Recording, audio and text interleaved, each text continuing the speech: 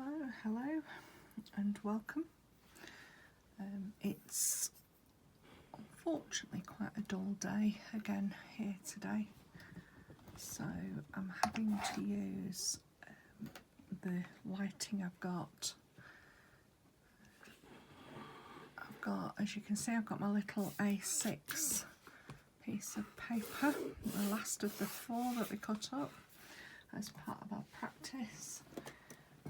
Tape to the board, but my board is loose, which lets me still stay quite fluid with the work. I've still got my same brushes as the previous ones, so we're on our Winsor & Newton little synthetic sable round brush, which I love, my trusty Zero Rigger brush, and a little mop brush because it's only a little bit of paper, plenty of fresh water. I've got my paints, which are Cotman series Winsor & Newton. They're student grade, they're not professional, and plenty of kitchen paper. I've also got, just in case, I want my Dr. Martens bleed proof. So, time to wake up my paints. So give them a good squirt to wake up. And I think my spray bottle's running out. I better just go and refill that.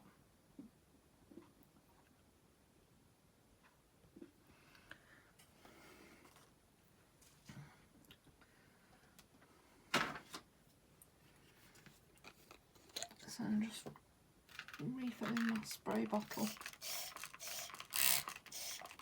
So today I thought we would just do a little bit of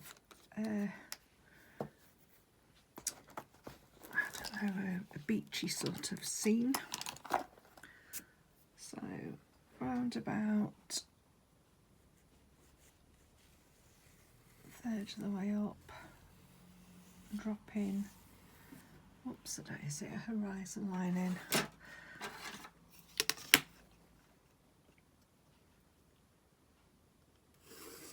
There we go, we're straight. So I'm going to just grab my rubber and rub that out so that I can still see it, but it's not going to bleed through my painting. It's still there. And I'm going to grab my little bit of candle wax, and I'm going to just rub some of that horizontally through into the C area, because that should do some nice wax resists for the waves, which will be really nice.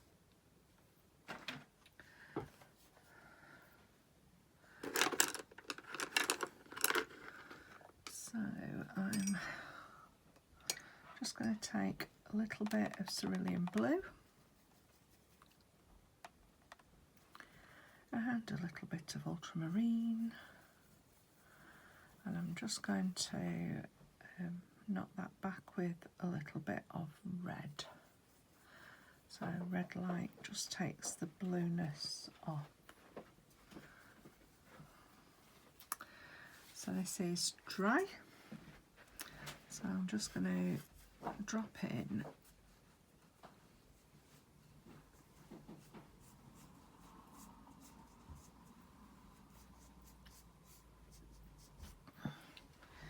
and whilst it's still damp, I'm going to grab my little squirty brush, my squirty bottle,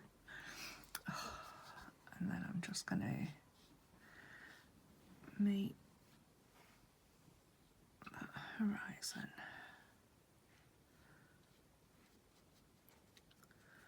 So a nice way of creating the sky.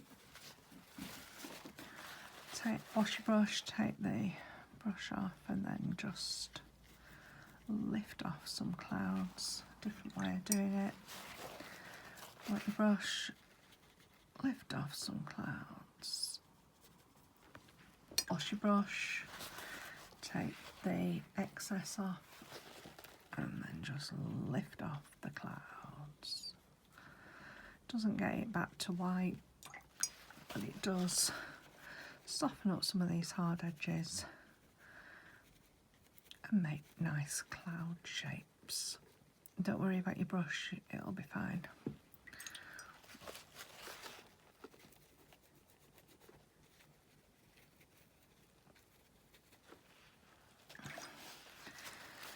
Unless you want cauliflowers coming in, make sure you take plenty of the water off as you're making your clouds. There we go.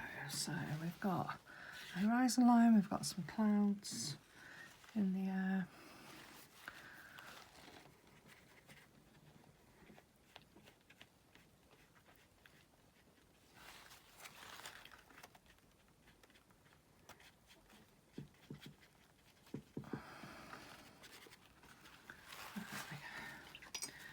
So I'm just going to make a little bit of grey. So a little bit of cerulean blue, a little bit of cadmium red light, and a little bit of yellow. And I'm just going to just drop a few, oops, I've got a hair, little grey bits into the clouds whilst they are damp. Dry brush to just knock it back and move them around a little bit. And the colour tends to stay at the base of clouds.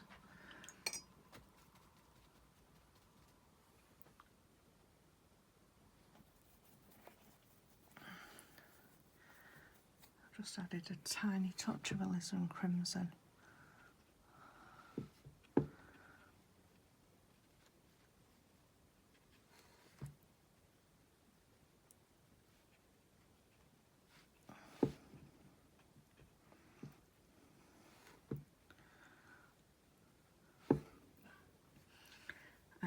And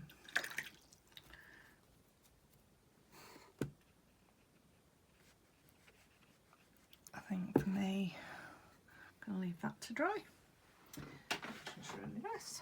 So we're going to mix up a much thicker consistency of paint using phthalo blue, which is like a turquoisey bluey green.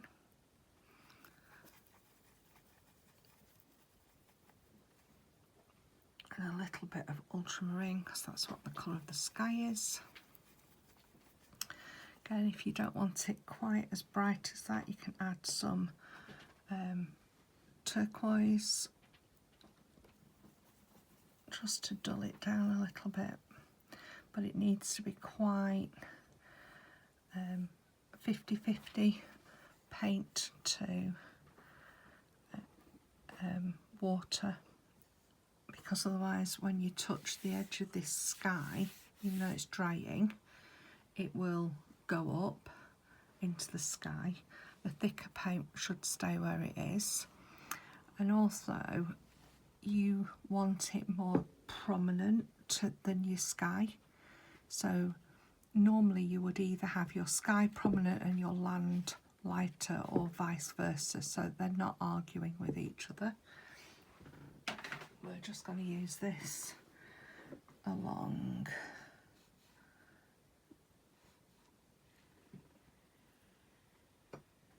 the edge, and as you can see there's some really nice wax resist. I'm just going to wash my brush now, take a little bit of the water out.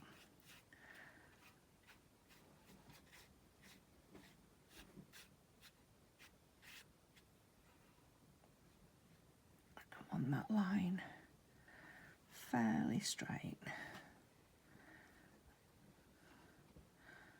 otherwise I'm on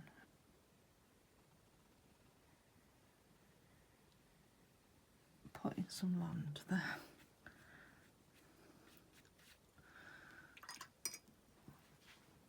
So I'm just bringing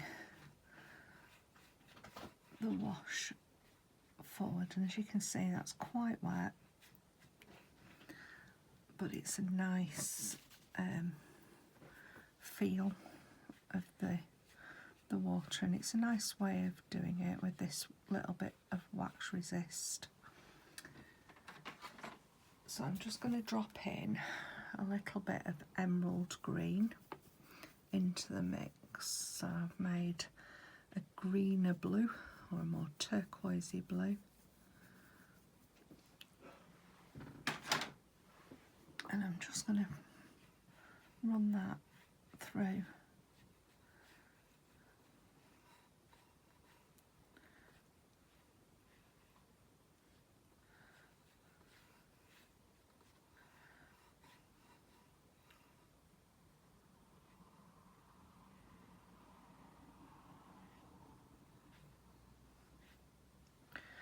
Oops.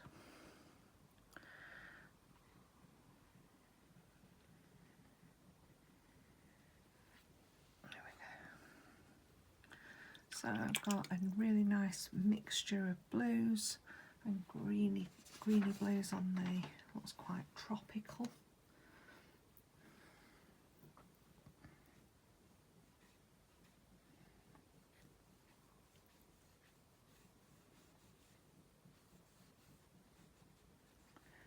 And while it's wet, you can drop the colours in without it worrying.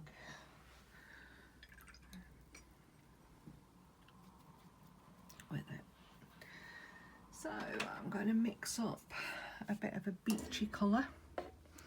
So I'm going to use my yellow ochre, which is here, or you could use raw sienna. Really light.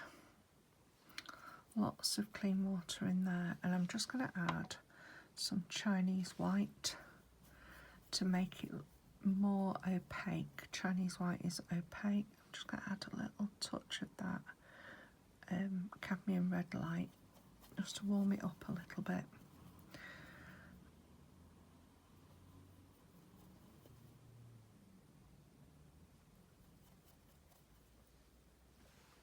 So if I just grab a little bit of spare paper, you can see it's literally translucent. Really light colour. And we're going to just drop that in for the beach. Now I'm dropping some into the water because that lets the water be over the top of the beach. So this is the beach wash.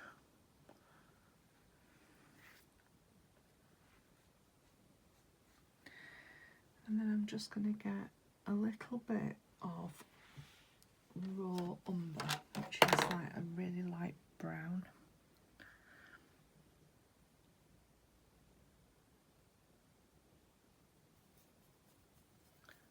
So I'm taking it maybe one tone darker in terms of the brownness. So this was my first tone. Oops, that's some. So slightly darker, maybe a little bit more. I'm just going to drop in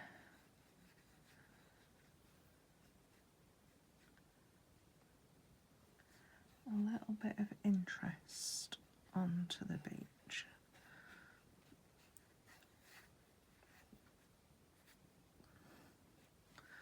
And then a little bit of burnt sienna into the mix to make it warmer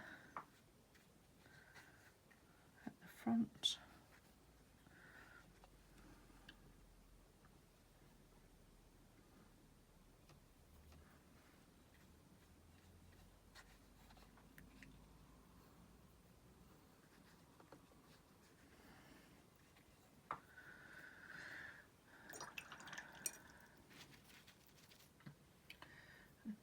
So that's where I'm just going to have to let the sea and the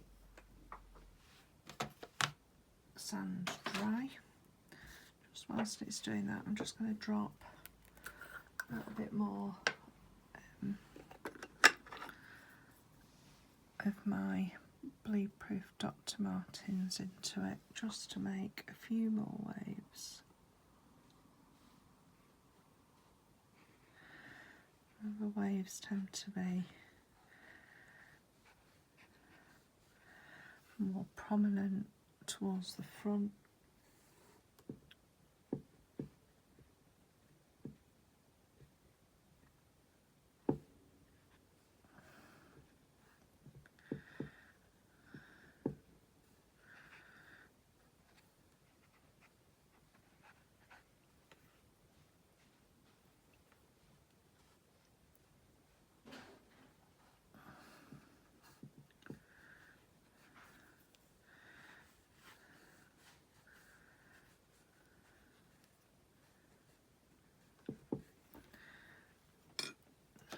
A little spritz of the little bottle, and it'll add a little bit of texture into that space,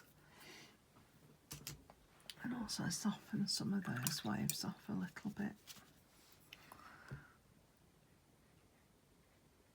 So just wet the very base of, just letting it run a little bit.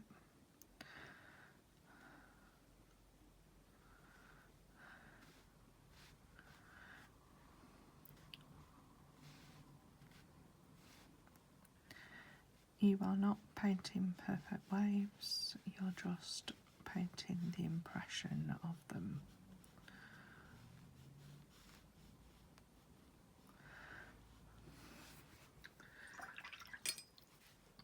So, I'm just going to grab my hairdryer and give this a dry. So apologies for the noise.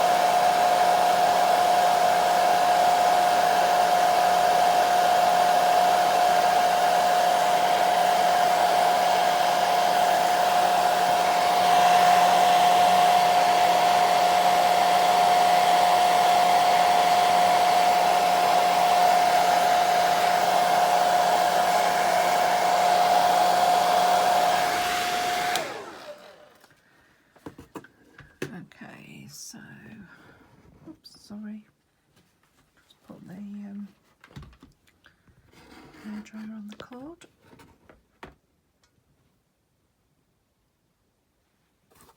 There we go. So here we are, we're near enough dry enough to work. So we're now going to put on some sand dunes.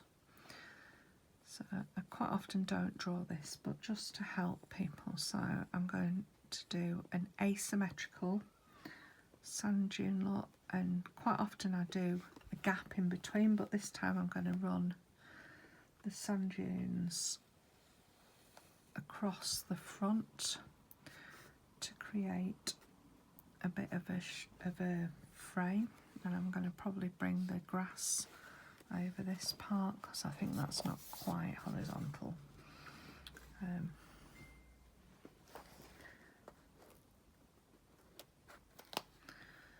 So I'm going to start picking up with some greens. So I'm just using this sea colour. I'm going to drop some yellow into it and just make a nice green, nice bright bluey green.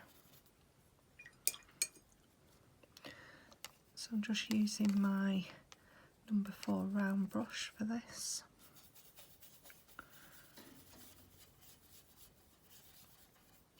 Okay, so I'm just going to start off and I'm going to bring both sets of grasses above this horizon line.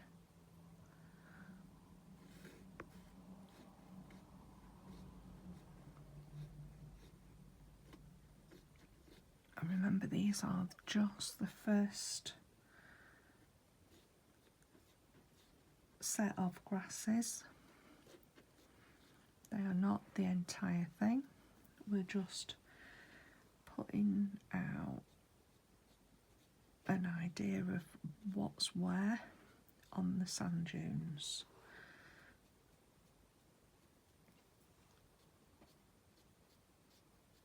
Lots of different shapes,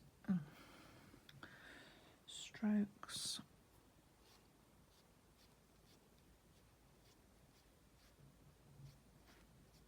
So I think the wind mainly blows this way on these.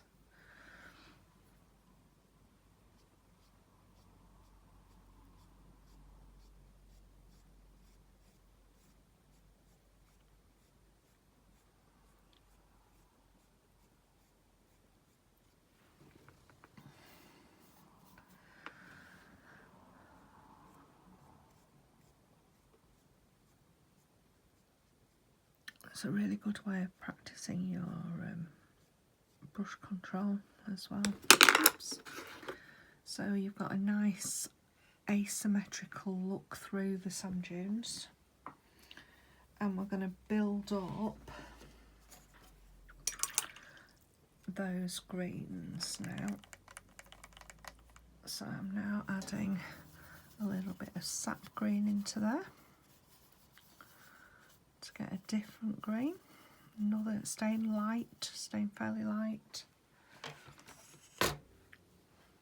And I'll do the whole lot again.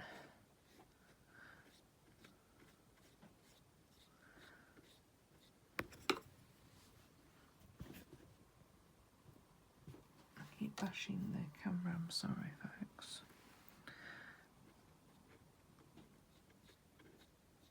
Remember that it will dry lighter when you're just wanting some different grasses as they all sort of poke through the sand in the sand dunes.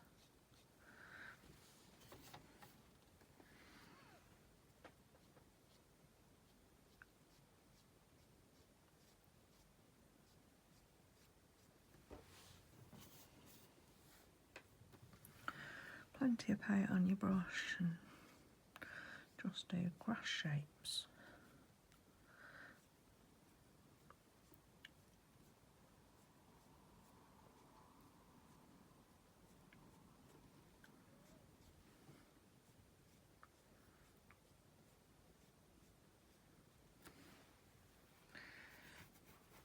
So we're going to make that a little bit darker, so we're going to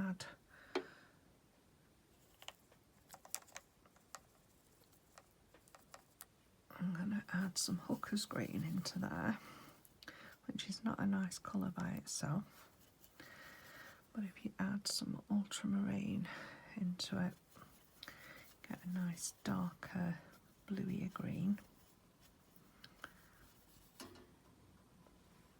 So that's a nice mid-tone green.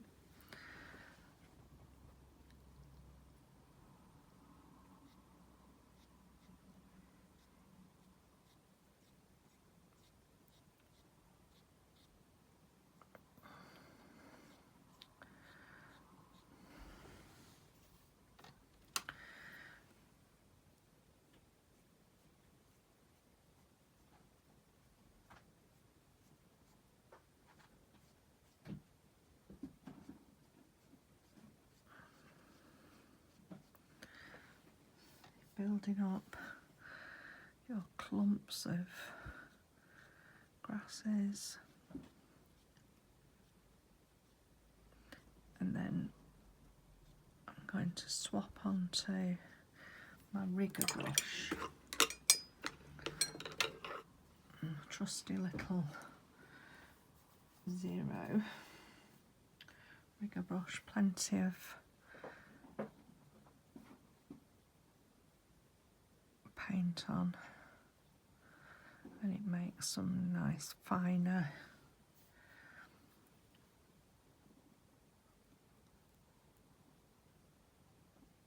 grass shapes for you.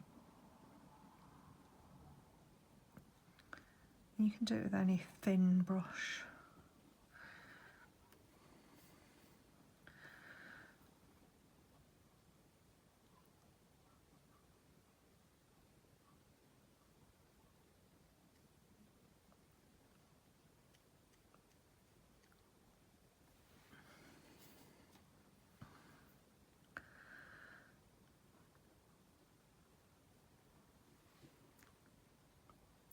So that's like your mid-tone paint.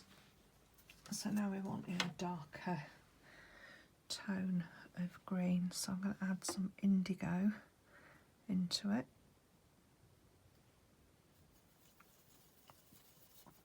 Yeah, quite a nice rich.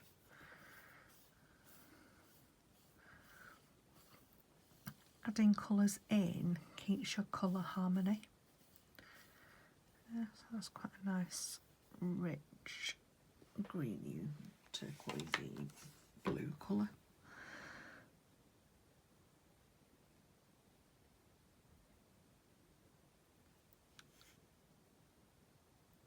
I'm just going to add a few sort of seed heads on some with this darker colour.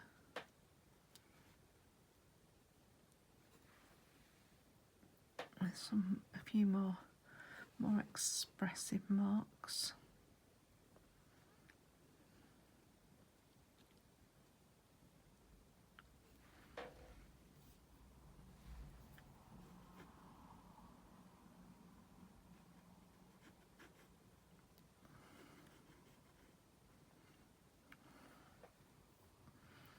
And I'll do the same sort of thing here.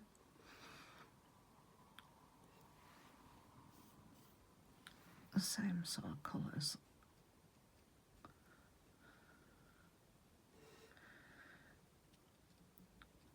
So it just builds a little bit of depth and interest.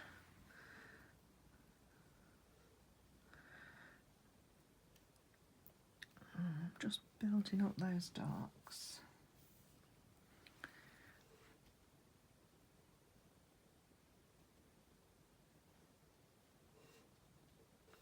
And that sort of shape is quite important, that you don't have a straight line.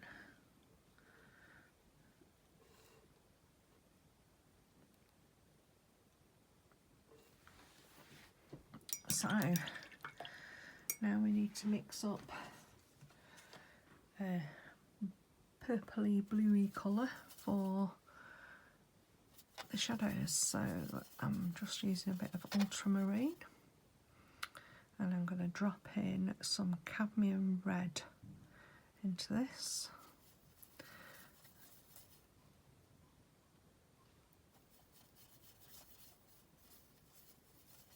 To make a cooler shadow colour. It's quite watery, as you can see on the palette. So we're going to just dance this into the bottom of the grasses.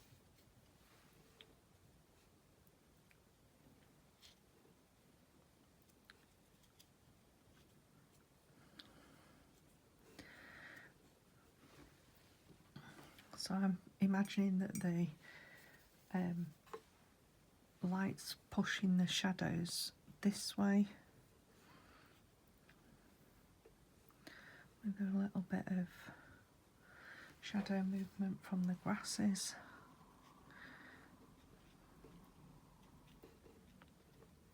Dancing.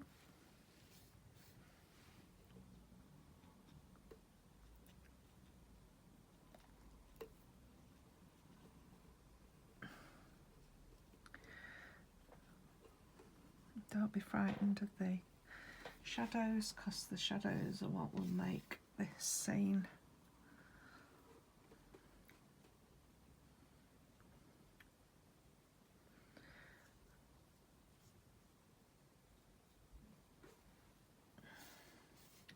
So to me this is like going through the sand dunes in Lytham, which is near where I live.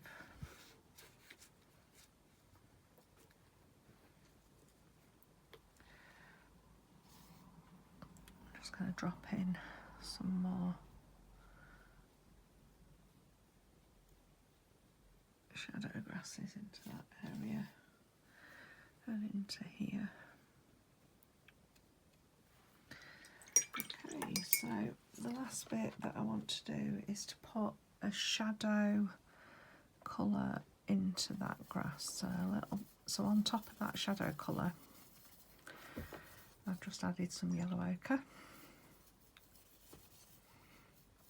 which makes like a mucky browny colour. And then I'm going to add some china white, which is an opaque colour, into it. I shall grab that little trusty. So these are my previous, and as you can see it's got a shadowy colour ready for the sand dune itself, and we're just going to run that along the edge of the sand dune.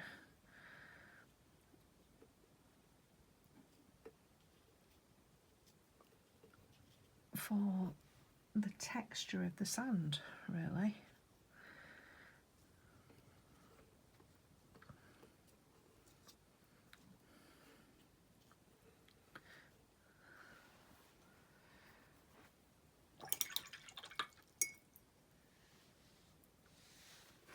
Now I'm just going to add a little bit of burnt sienna into this green mix. So I just fancy a bit of orangey red into that grassy area. So that's making like a greeny mushy browny colour.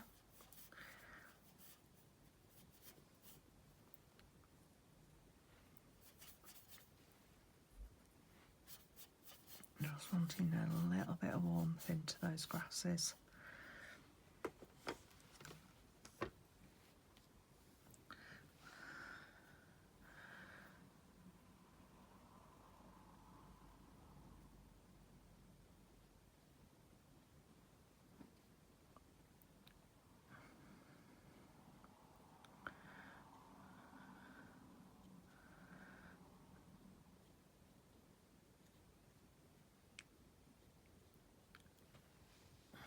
So warmer colours tend to come forward and cooler colours tend to go back.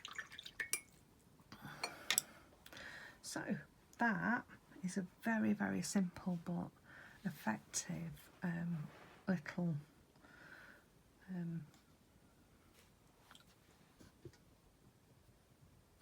painting of dry paper all the way through, and then just letting the wetness of your brush take the thing. Now, quite often put seagulls on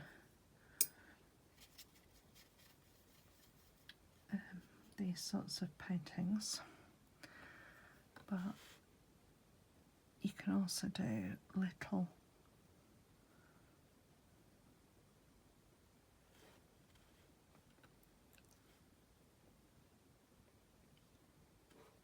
birds as well.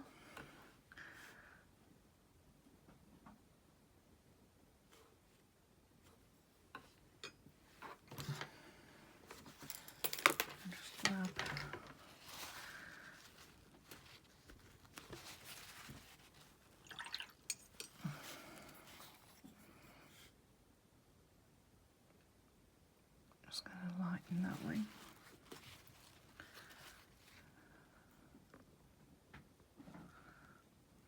Lighten that way.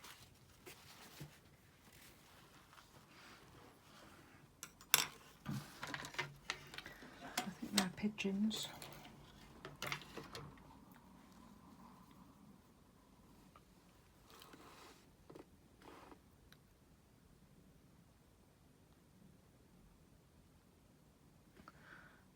I think I prefer my seagulls.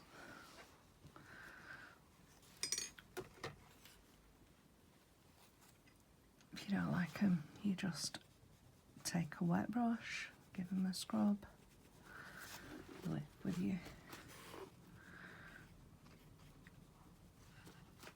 Keep scrubbing and lifting.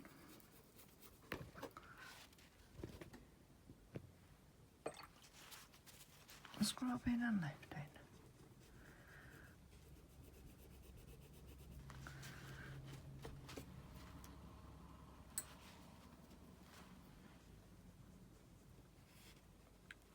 And just work at it.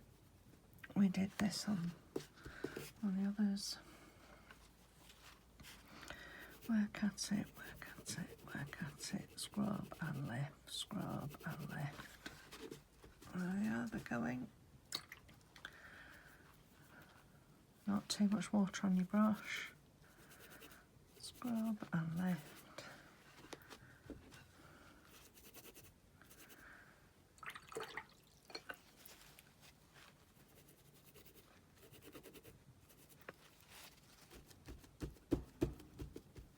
And if I dry that off, I can put a little bit of, I might just drop a little bit of blue over it.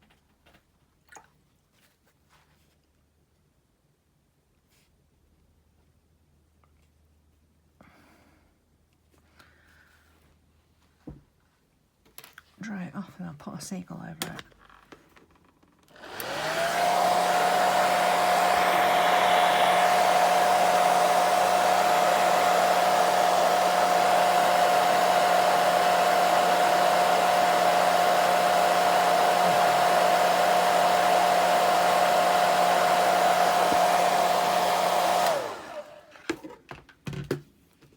There we are, we're drying off.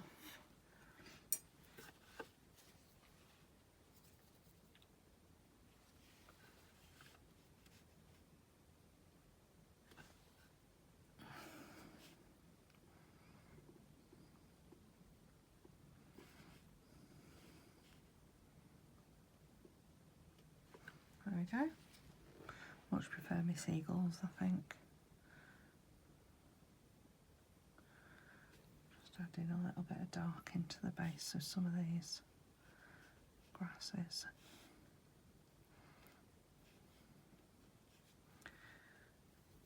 Darks always make a painting, but yet they are so scary to do.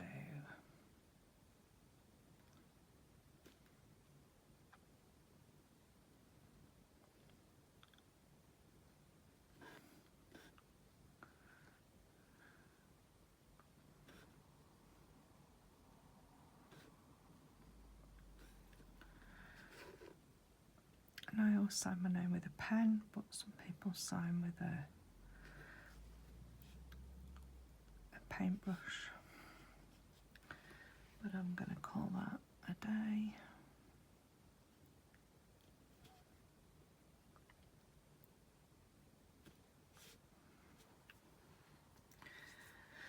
So we have a very different take on a seaside lumber.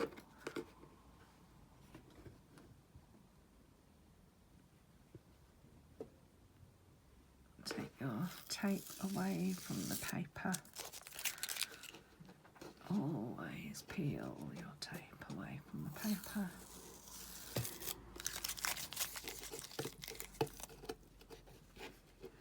If it rips, it at least rips away from the paper. And there we have a little nice